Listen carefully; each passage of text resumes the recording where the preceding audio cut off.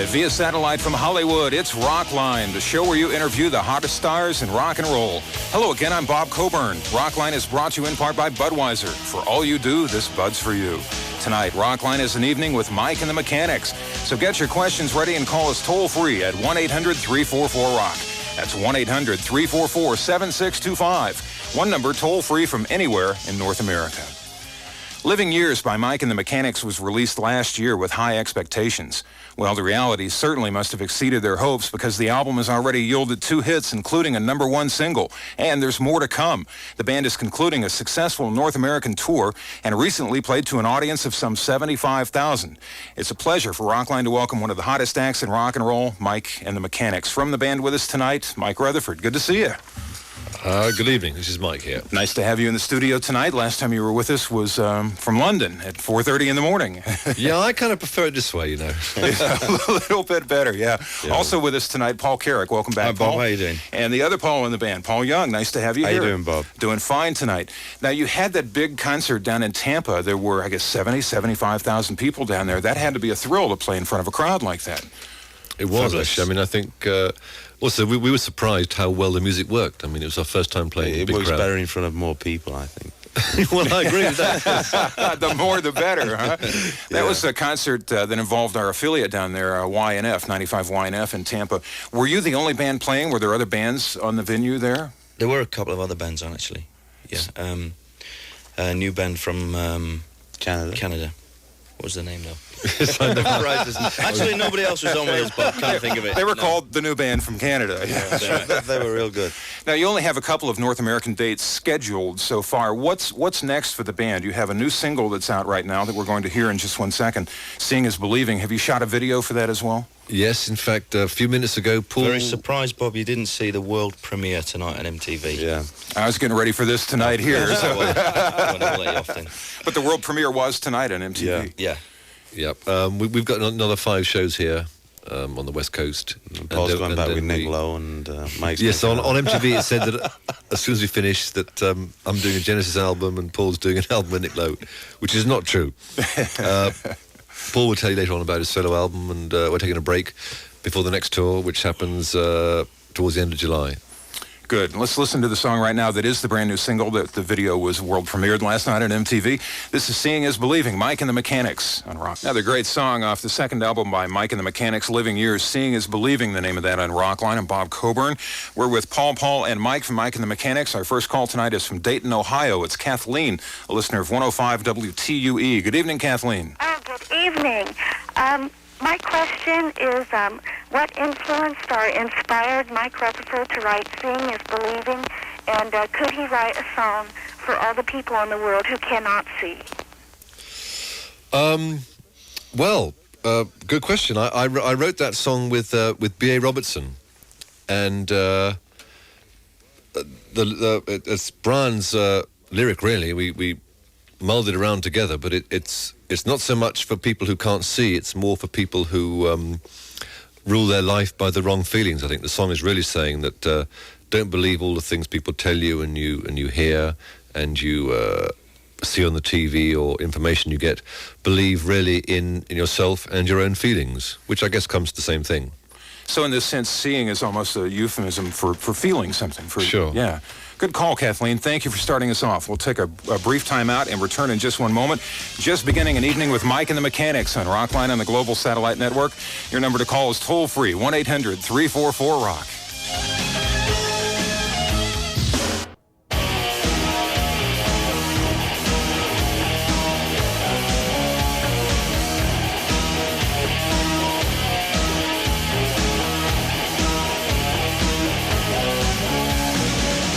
Welcome back to Rockline. It's an evening with Mike and the Mechanics. I'm Bob Coburn. We have another new affiliate to welcome to Rockline tonight, 97 Quick, WQWK in University Park, Pennsylvania. Nice to have you aboard tonight. We'd love to hear from you. We have a call now from Concord, California. It's AJ. He's listening to 97.3 The Rocker in San Francisco. Hi there, AJ. Hi Bob. Paul, and Mike. Hi there. Mm-hmm. Okay, my question's for Paul Carrick. I was wondering if either Mike Rutherford and or producer Christopher Neal helped write any of those songs on your last solo album. One good reason, and if they're going to contribute to the next solo album. I wrote a couple of them with Chris Neal. But in fact, no, I'm going to start recording again in May. Chris won't be producing this one, so I don't think we'll be writing together. I've written about a dozen songs so far, and I'm pretty pleased with them. I've written them with various people, Nick Lowe and Chris Difford from Squeeze, Michael McDonald, blah, blah, blah. We haven't got together with Mike yet to write any, but, it's not too late. But anyway, yeah, that's it. Now, you say you'll be recording in May, which is very close now. Are you going back to the UK to do the recording? No, I'm not. No, You're going to do it here in the States? I'm going to have about a week off here, and then I'm going up to New York to start recording, yeah. All right, good luck with that. Thank you. We have a call now. Thank you, AJ, for calling, by the way, from Michelle in West Palm Beach. She is listening to 97 GTR in Miami. And, Michelle, you're on with Mike and the Mechanics. Hi, guys. Hello there. Hi. Could you say a quick hello to Mike at 97 GTR for me? Okay, what Hello, Mike. At 97. It was quick. It was very quick. what is the variation between the U.S. audiences and those of the Europe audiences? I think it's pretty much the same thing. We go down great with everyone. Ever diplomatic Paul Young, ladies and gentlemen. Yeah. How has response been in Europe and in England especially? It's been surprisingly good. Because a lot of times bands become popular here in North America, and the case is not the same, especially in England. We didn't find the initial success in Europe that we did in America in '86, but we've just been around there about 4 weeks ago, and things are picking up there. So that's right. You actually started touring this time over in Europe, didn't you? Yeah, that's right. Good call, Michelle. Thank you. We appreciate it. Let's talk to Gail now. Gail is in Escondido, California, a listener of Magic 102 FM in San Diego.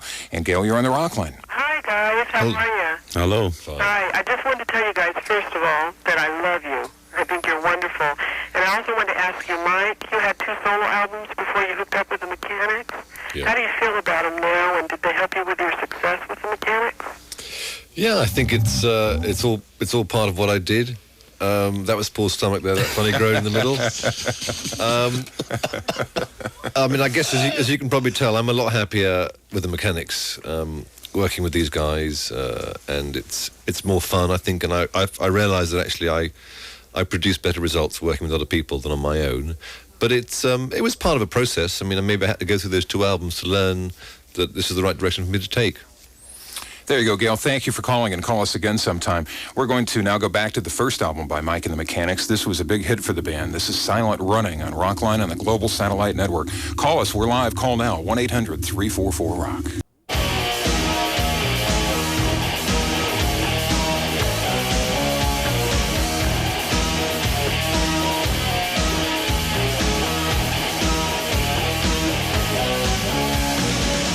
And once again, welcome back. We got a Rockline rolling tonight with Mike and the Mechanics with Mike Rutherford, Paul Carrick, and Paul Young. Our next call from Boca Raton, Florida. It's Barbara. She's listening to 97 GTR in Miami.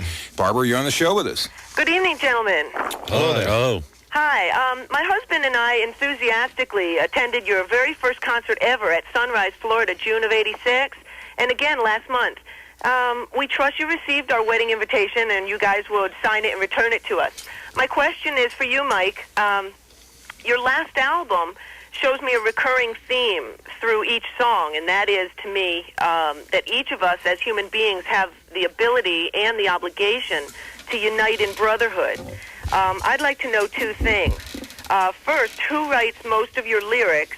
And secondly, how will you use your God-given talents to make this world a better place for all of us through your next album? Right. And what's your favorite color? Yeah. Yes, we got the thing about the wedding, and I think it's being taken care of. Now, about the lyrics, I write the songs so far pretty much with Chris Neal and B.A. Robertson, and with me and B.A., he does the lyrics pretty much. Me and Chris, we sort of share the duties. There wasn't an intentional lyrical theme on the album as such, but I think what tends to happen is you make an album at a certain point in time, and everyone's thoughts and feelings are how everyone is at that moment. It's out as if it's a concept. And part 3, if my brain's still working, about how to make the world a better place. I don't see it as my responsibility. I think It's mine. I think that's the answer. There you go, Barbara. Thank you for the call. Good luck with your marriage, too. Let's talk now to Jason in Vancouver, British Columbia. He's listening to 99.3 The Fox. Hi there, Jason. Hello, good evening. Hello. Happy belated birthday wishes to Mr. Carrick. Thank you, sir. My question, I have a couple. Firstly, will Vancouver be a date on this tour? And the second one for Mike, concerning Red 7, does he know what they're up to? And does he plan to, maybe if the time presents itself, maybe collaborate again with them? I'm afraid Vancouver is not on our schedule this time, but we're hoping to come back late July through to early September, and then we'll definitely take in Vancouver. Red 7, I'm not sure. The singer, Gene Stashuk, I think is working on a solo album at the moment. I might see them when we're in San Francisco because they come from there, but I haven't heard much from them recently. There you are, Jason. The only dates that I have remaining that are scheduled definitely right now for Mike and the Mechanics, tomorrow night at the Universal Amphitheater here in Los Angeles, then Berkeley, California on Thursday night, Friday, San Jose, and Fresno on Saturday night. We're going to move now to San Gabriel, California, and speak with Allison. She's listening to 95.5 KLOS, and we welcome her to the Rockline. Hi, Allison. Hi, Bob. Hi, boys. Hello. I'm looking forward to your show tomorrow night, and my question is from Michael. It's regarding a song you wrote a while back called Making a Big Mistake on the Against All Odds soundtrack. Yep. Did you write the song for the movie, or was it just something you had lying around with Genesis or for a solo album?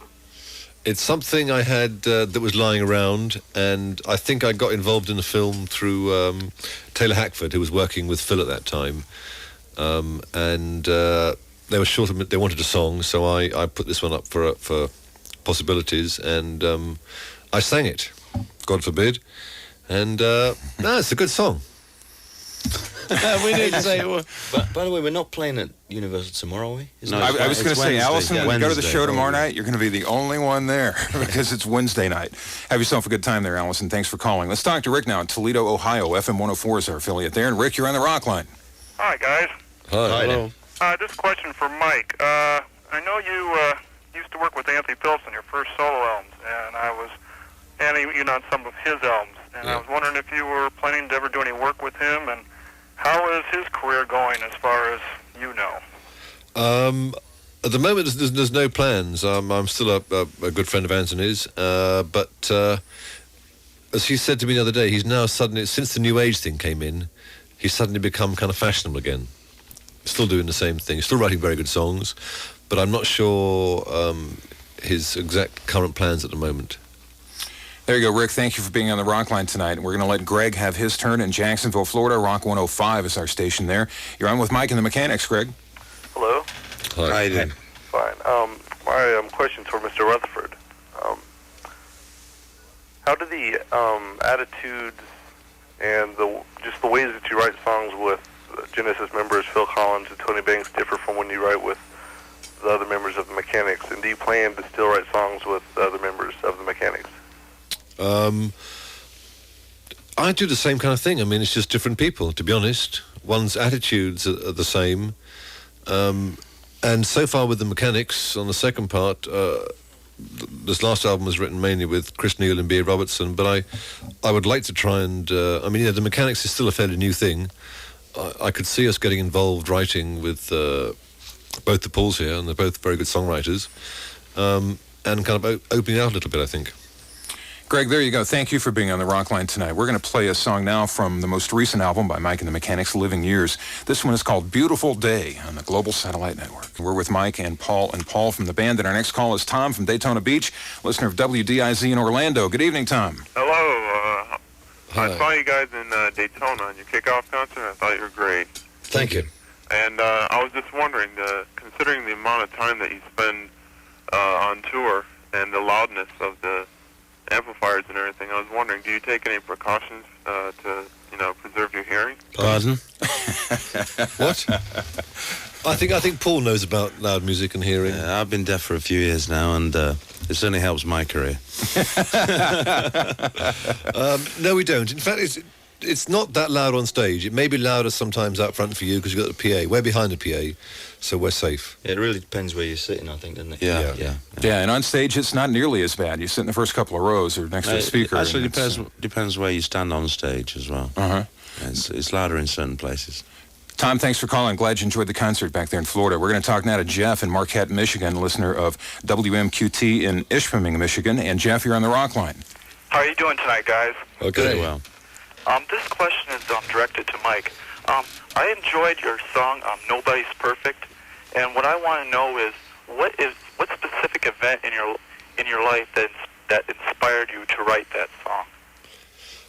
Well, that's the song I wrote with B.A. Robertson, and it's his lyric. I think it's really about the idea that, and I like the idea too, is that, it's not a perfect world. Things are not black and white. People do make mistakes and things go wrong. And that isn't so terrible. I mean, as long as you learn from your mistakes and get on with life, then it's not such a bad thing. There you go, Jeff. Good call. Thank you for being on tonight. Somebody I work with played the song, Gino Michelini, and said, nobody's perfect, but we sure do expect it of each other. And there's definitely some truth in that. Jeff, thanks for being on. Let's talk to Tim now in Albany, New York. Pix 106 is our station there. And Tim, you're on the show with us. Hi, Mike, Paul, and Paul. Hello there. How you doing? First, I'd like to say I recently saw your show in Albany. It was spectacular. Thank you. Second, for Mike, I'd like to know your feelings about the song Living Years, which I personally, and I'm sure thousands of other people who have lost loved ones can relate to. And did you know it was going to be such a moving song when you recorded it? No. The Living Years history, briefly, was... I had the music first with B.A. and he came in one day and said, I want to call this song Living Years and write it about that subject matter. And we'd just both lost our fathers the year before, so it was very, I suppose, delicate for us. And we thought very carefully about whether we should write the song or not, about that subject matter. And we decided that if we did it right and carefully, it would work. And I think the whole process down the line of writing the song, of Paul Carrott singing it, the video, everything was done with a lot of care. And the end result turned out, I think, a very strong emotional statement. But at the time, you're not aware of how it will affect people. Did you go through a lot of anxiety or stress in writing that? It was, for me and B.A., it was very upsetting. We had to stop a few times. Yeah. Just because it was it was a bit too close to home. And Paul Carrick, what was your reaction when the song was presented to you and you were about to sing this? What were your feelings? I really liked it very much indeed, and I kind of relate to it in my own way anyway. I mean, I lost my father when I was a little kid, and I know it had a very profound effect on me, but it's not really what the song is about, I know, but I just kind of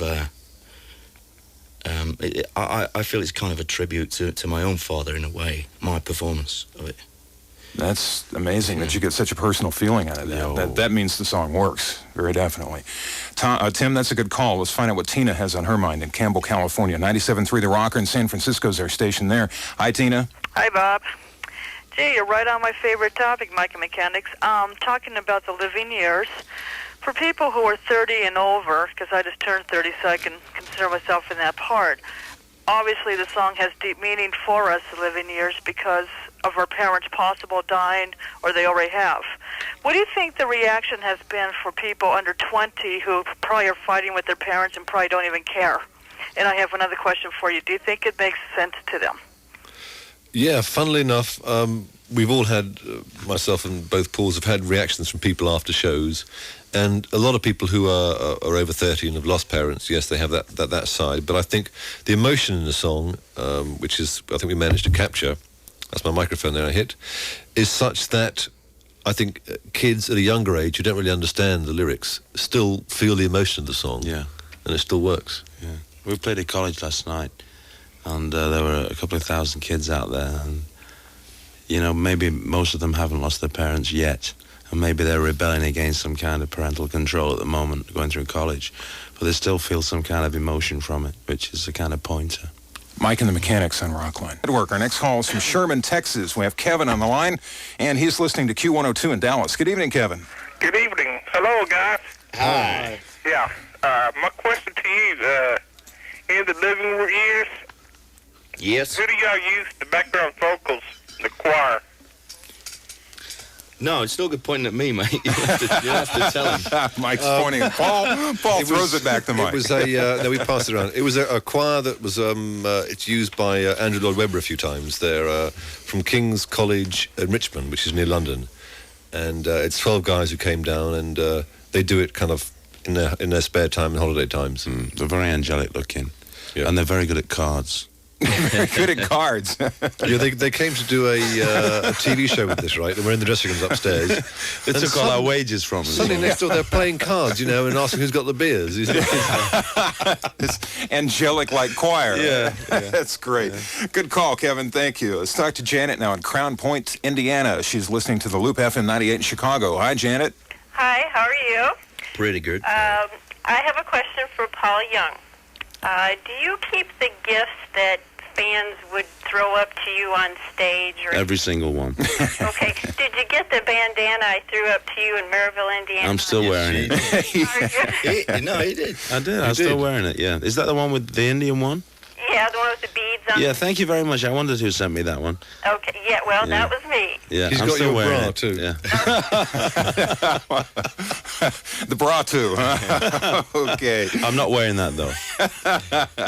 Nice call, Janet. Thanks. We're going to talk now to Merrill in Charleston, South Carolina, and he is listening to 96 Wave FM in North Charleston, South Carolina. Hi there, Merrill. Hey, how's it going, guys? Okay. Yeah, it's very well. Good. Yeah. Hey, this one's directed to Mike. I know you probably write some songs at the Mechanics that may not make it onto the album. And I was wondering, do you think maybe they may surface up as B-sides or maybe even on the Genesis album? Yeah, in fact, later on tonight we're going to play the B-side, which didn't make it on the album. It's called, what's it called? Too Many Friends. Yeah. There are some songs that never actually get finished. I start them off and I change my mind. What tends to happen is I look upon them as B songs after a while, and they go in the trash can, and come the next album I tend to start with new stuff. There you go, Merrill. Thank you for being on the Rockline tonight. We're going to talk to Bob now as we head to Shelton, Connecticut, and he is a listener of I-95 in Bridgeport and serving the Danbury area as well. Bob, you're on the Rockline with us. Hi there. Hi, how are you? First, I'd like to say, Mike, I'm a obsessed Genesis fan. And second, I saw you guys recently on the David Letterman show, and you performed a song which I hadn't heard before. I was just wondering where the song is, if it's a B-side, if it can be obtained. It's actually an old Marvin Gaye song, recorded about 1964 or 5, I think. Written by Smokey Robinson and the Miracles. Ain't That Peculiar? Yeah. Was the song, yeah. Yeah. With 3 Pauls on stage at once there. Yeah. It was great. Schaefer, Young, and Karen. Yeah. It was great fun, because I it think was so good. The idea of doing one of our songs excited us a little bit less, and they're a great band there. They are indeed. I've always, in fact, on this last album, I tried to get something that the 2 Pauls could kind of duet on, because something we haven't done yet in the Mechanics is to actually really have the 2 voices singing together. Mm-hmm. We couldn't find the right song, but it's something that worked on the Letterman very well, and something we'll do in the future, I think. Bob, good call. Thank you. We'll take a time out and return in just one moment with Mike and the Mechanics, Paul Young, Paul Carrick, and Mike Rutherford, my guests tonight on Rockline. I'm Bob Coburn. Call us toll-free, 1-800-344-ROCK. We're talking rock and roll on the Global Satellite Network. And Midge will be on 1 week from tonight along with Neil Sean. It's an evening with Mike and the Mechanics in progress right now. Back to the first LP, All I Need Is a Miracle on Rockline. Our next call from Las Cruces, New Mexico. Graham is on the line, a listener of 95.5 KLAQ in El Paso. Good evening, Graham. Hello. Hi. Hi. First, I'd just like to say to Mike that I've yet to hear a project by him solo or with a group that I haven't liked. Thank you. What good taste do you have? First Mike and the Mechanics album seemed to, have a lot of standard love songs on it and stuff like that. And the second album seems to be a bit more mature, a bit more sober. I'm wondering what was going on in your life during the, in the transition period between the two that made you change the general outlook of the album. I'm not sure it's as intentional as you think. I'm a couple of years older. You might have heard earlier on the show about Living Years, which was a song that BA and I did. I think maybe as time goes on, myself and Chris Neal and B.A. Robertson feel a bit more able to comment on life and things like that.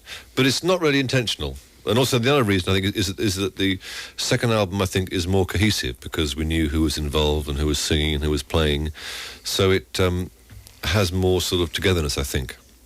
Good call, Graham. Thank you for it. And call us again sometime in Rockline. We're going to let Debbie have her turn, and she is in Burlington, Vermont, listening to WRDU 106 in Raleigh, North Carolina. Wait a minute, that cannot be. Well, anyway, let's talk to Debbie now, and we'll clear this up in a second here. Hi, Debbie. How are you? Hi, it's Burlington, North Carolina. Yeah, okay. Okay. Hi, Mike and Paul and Paul. Hello, Debbie. Hi. Yeah, I saw your show in Raleigh, and I just want to say it's one of the best concerts I've ever seen. All right. Oh, thank you. Thank you.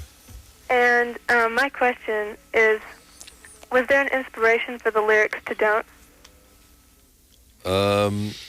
Not so much an inspiration. That was a me and Chris Neal song. I think I like the idea that, you know, boy's in the car with a girlfriend and boy puts his hand on his girlfriend's knee and slides it up, and all she ever says is don't. Maybe it's kind of autobiographical. Yeah. How about you, Paul? Yeah, what do they say to you? The same thing. The same thing, right? Hey, don't. What did you say to her? I'm not telling you. Debbie, nice call. Thanks, and thanks for clarifying your geography for us there. We appreciate it. We're going to talk now to Dee in St. Louis. KC95 is our station. Dee, you're on the Rockline. Hi, Mike.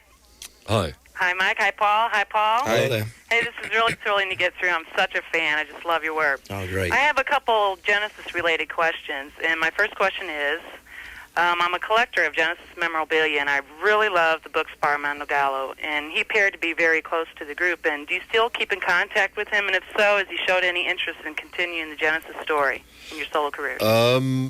I haven't spoken to Mando for a couple of years. I think he's moved back to Italy. He used to live here in Los Angeles, but he moved back to Italy, I think, and is still writing and stuff. No, there's no talk of an update. I think one book is enough, actually. Good call, Dee. There you go. What was the second part? Okay, and also, how do you handle criticism? I take it really hard, so if I hear how you handle it, maybe I can handle it better. Well, I think you just got to get on with it. The trick is to disbelieve it all, I think. Yeah. Seriously, right. That's, but even the ones that say you're fantastic, you don't really believe them too much. Well, maybe believe them ones a little bit more than the other ones. True. Dee, thanks for being on the Rockline tonight. It's Dave that we're going to talk to now in Philadelphia. 94 WYSP is our affiliate. Good evening, Dave. Hi, guys. How you doing? My question's for Paul Carrick. Yes. I was wondering how you got associated with Roger Waters, and if you're going to be on his next album. I liked your work on Radio Chaos. I don't know. I just met Roger. He's, London's a pretty small place, really, musically speaking. Everybody knows everybody and what everybody's up to.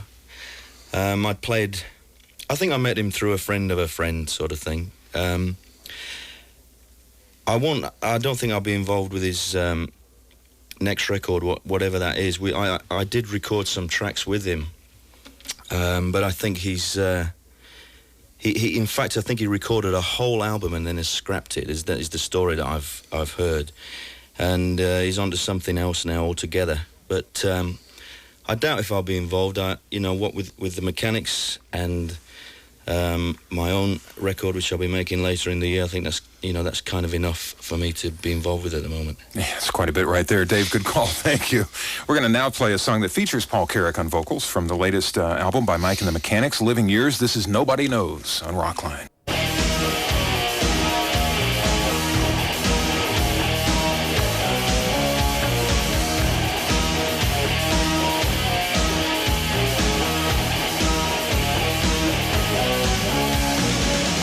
Once again, welcome back to Rockline. It's an evening with Mike and the Mechanics and Bob Coburn. Back to the phones we go to Miami this time as we speak with Esther. She's listening to 97 GTR in Miami. Esther, you're on the Rockline with Mike and the Mechanics. Hi, Mike, Paul, and Paul. How are you? Fine, thank you. Thanks. By the way, Paul, last month I saw you in Sunrise, you and the Mechanics, and you had broken toes. Oh, yeah. How are your toes? They're getting better, thank you. Oh, that's good. Yeah. I was wondering if you fellows were thinking of releasing a concert film or a concert movie. I'm not sure. At the moment, we're hoping to try and do some filming on the second leg of the North American tour, which is going to be sort of July, August time. But as for releasing it and how it'll come out, I'm not sure yet. But it'd be nice to get something on film this time of these wonderful guys. We'll wait for that and see what happens. And the broken toes. And the broken How toes. did you break it? How did you break the toe? You got to ask that. You gotta It's quite bizarre, actually. I was doing some kung fu on the drummer, and I missed and hit his drum riser, which was a metal grill thing, and I had bare feet, and I kicked it in about 2 inches. Unfortunately, flesh doesn't, react to metal too well. So. No, not the case, yeah. All right, thanks, Esther. We appreciate it. We're going to talk to James now in Ottawa, Ontario. He's listening to Shea 106. Hi there. Hi. Yeah, it's been a few years since I talked to you last. Your master tapes haven't been stolen, so I have a new question this time. B.A. Robertson, who is he? And, he's sort of, popular in the last little while? Yeah, he's not English, he's a Scottish singer-songwriter who is now actually living here in Los Angeles. I started writing with him back in 1985. Prior to that, he's had quite a few English hits and a solo career of his own. And now he's, apart from stuff with me, he's writing with other people and is involved with a Disney film project and I think some other film projects. As an actor? No, he is also an actor. He is actually. In fact, he made a good little film. But he's working on the music end of these projects. I think he's more involved on the music and the script as well. Now, I heard that you got a list of people possibly you could work with from your publicist, and he was the first guy. I wanted to write songs with other people. It's always been my lifelong ambition to be a songwriter as such. And the publisher gave me a list of guys to work with, and Brown was at the top, BA was the top, and never got past it. Just stopped there. James, nice call. Thanks. Let's move on now. Grand Rapids, Michigan's where we're headed. LAVFM is our station. We welcome Elizabeth. Hi. Hi, Mike. Hi, Paul. Hi, Paul. Hello. My question is for you, Mike. What is your least favorite thing about touring? And I would just like to say thank you so much for writing The Living Years. I wish it would have been out 10 years ago. I had lost my father just before my 13th birthday, and that song brought back a lot of things I hadn't thought about for many years. Thank you very much. I think the thing that you said dislike, but you really mean like about touring is when you get up in the morning and you have a plane flight and then a 5-hour wait over and then the next plane breaks down and then you have a 2-hour drive to the gig. And you have a flat tyre. And then you do the gig and then the tour book says drive to hotel after the show is 70 miles. And it's 150. Yeah, that's what we probably like most about touring, I think. All those fun little things, yeah. Then there's that airplane food. Thank you, Elizabeth. What were you going to add there? Well, no, I was only going to say that, I think the only reason we do it really is because of the... no, it can't be, can it? We can't just be for them couple of hours in a day. It's got to be more. It's got to be more than that, yeah. We live for the 2 hours. All right, we're going to play a song now that is the B-side of The Living Years. This is called Too Many Friends on Rockline on the Global Satellite Network. Too Many Friends, Mike and the Mechanics on Rockline. That is the B-side of Living Years. Now, why did that not make it on the album? Just out of curiosity. I think the reason is that the other songs are better. You think so, really? I disagree. Yeah. I know you're going to get some disagreement from Mr. Young over here. Which one would you have thrown off? I can't say. Oh, classified. Job security. Job security. That's good. I take it that's not something you're doing live then. You're concentrating on other material. No, mind you, it sounded quite good then. I quite enjoyed it. Actually, yes. See, that's why I bring that up. It's a really good track. It's a fantastic track. That's in a nice groove there. All right, let's talk to Gene now, Nashville, Tennessee. 103 KDF is our affiliate. Gene, you're on the Rockline. Hello, Mike, Paul, and Paul. Hello. Hi. Hello. My question is, how were the Pauls chosen for the particular songs that they sang? Well, I can answer that. Mike was looking for the two best singers in the world, and he couldn't get them, so Paul and I jumped in there. Yeah, mainly looks, height, and sex appeal was the main deciding factor. To be honest, I mean, I sort of choose, but I think it's almost decided for me, although they may disagree. When they both sing a song down. Paul sings the rocky ones and I sing the wimpy ones. I've been described as the beast. And we describe Paul as the beauty. Yeah. it's almost decided for me, because you'll find that when they sing a song that one of them will actually, they both sound good, but one will sound very special. Well, we disagree again, of course. Yeah. A good call, Gene. Thank you. We appreciate it. We're going to speak with Laura now in Terrace, British Columbia. She's listening to Radio TK in Prince Rupert, British Columbia. And head to Canada for Laura's call here. Hi there. How are you? Hi. Hi. Good evening, everyone. Hello. Good evening. Hi. My question is, well, first I'd like to thank you for writing The Living Years. It's such a beautiful song, and I'm sure it's brought a tear to many people's eye. My question is, you've stayed away from working with big producers up to now. In the future, do you plan on working with any big names? And maybe, are you planning on working, or producing your own albums? Well, I don't know if Chris Neal sees himself as a small producer. He's quite diminutive, actually, isn't he? He's not very tall. He lives nearby, which is a big, is a big factor. And he has his car and he drives, so that's a big factor. He comes to my house. I don't know. I haven't. I don't really think very far ahead about. It's all right, Mike. He's not listening. Chris, we love you. Wherever you are. I've no idea. I mean, a guy I'd like to work with is Tom Lord Alge. At some stage, in some project, he's on my list of people I like to work with. Steve Winwood comes to mind when you mention his name. Yeah, very good producer. Laura, good call. Thank you. Let's talk to Larry now in Salina, Kansas. He's listening to Power 94.5 in Junction City, Kansas. Larry, you're on the show with us. Good evening, gentlemen. Hello. Good evening. Mike, it's an absolute honor to speak with you. You're a true gentleman, and you've come a long way since Charterhouse. I hope so. My first question, are you doing any songs from Small Creeps Day or Acting Very Strange on your tour?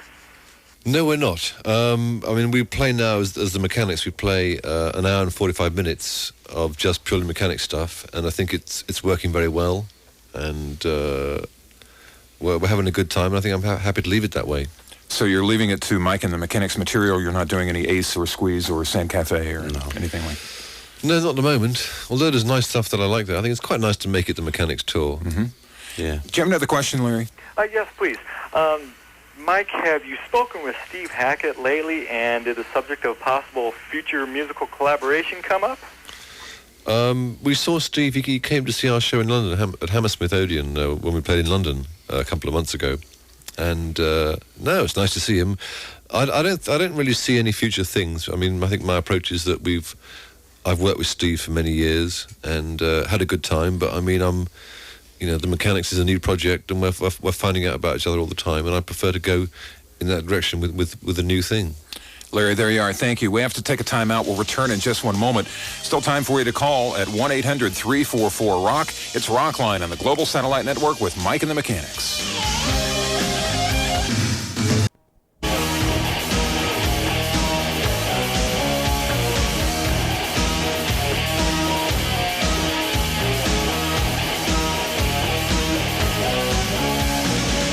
And once again, welcome back to Rockline. We have Mike and the Mechanics playing Nobody's Perfect for you from the latest album on the Global Satellite Network. Time for a couple of more calls before the band departs this evening. And next is from Southfield, Michigan. It's Steve, a listener of Riff in Detroit, WRIF. Good evening, Steve. Hi. Hi. Hi, Mike. Paul. Hello. I was wondering what kind of input as far as what is released as a single. Like, did you release Nobody's Perfect, all the others? Did you do it in a certain order, or do you have that kind of input? No, I mean, I think if I said something to Atlantic, they'd and I was very strong about it, they'd argue their case. The first single I thought should have been Living Years, and I told everybody that, and they all disagreed all around the world, so I thought I must be wrong. But I think I was right. Well, when it gets to number one, I think you can say that, yeah. Thank you, Steve. We appreciate it. Let's talk to John now in Ann Arbor, Michigan, listening again to WRIF in Detroit. John, you're on the Rockline with Mike and the Mechanics. Hey, guys. How's it going? Fine. Okay. Thanks for the show last week in Ann Arbor. It was great. I just wanted to know, in the concert, you played a longer version of Nobody Knows. Did you originally write it as the longer version, or did you cut it down for the album, or did you extend it for the show? It really evolved in the rehearsals, I think it's true to say, isn't it? Yeah, I mean, I think Tim was a new factor to that one, actually, wasn't he? Yeah, I mean, that isn't the only song that's changed live. I mean, I think one day, somewhere down the line, I can see a Mike and the Mechanics live, because some of the versions have changed drastically. Dramatically? Yeah, for the better. John, thank you for being on the Rockline. Thanks to everybody for listening and calling tonight. Our address is P.O. Box 4383, Hollywood, California, 90078. Next week, we have solo artist and former Journey and Santana guitarist Neil Schon, along with former Ultravox leader Midge Ure. And then coming soon, check this lineup. This is a strong lineup. The Fabulous Thunderbirds, the original Doobie Brothers, Jackson Browne, Tom Petty, Stevie Nicks, and a special edition of Rockline with Paul McCartney. Check with your local affiliate concerning that. Special thanks tonight to Tony Smith, to Cheryl Gordon, and to Tony Mandich, and of course to Mike Rutherford, Paul Young, and Paul Carrick. Nice to have you here, gentlemen. Thanks again for another fun night, Bob. Thank you very much. I'm BC, and I'll be seeing you. The wine was good. In a week. Thank you.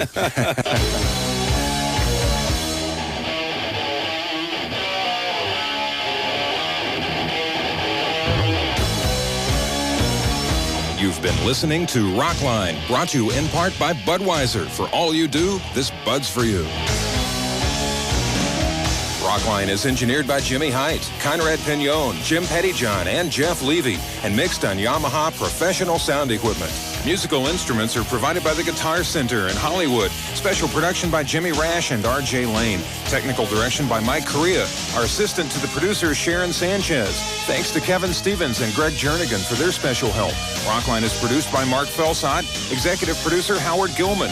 Rockline is a presentation of the Global Satellite Network for distribution in the United States by the ABC Radio Network and in Canada by Telemedia Broadcasting Systems.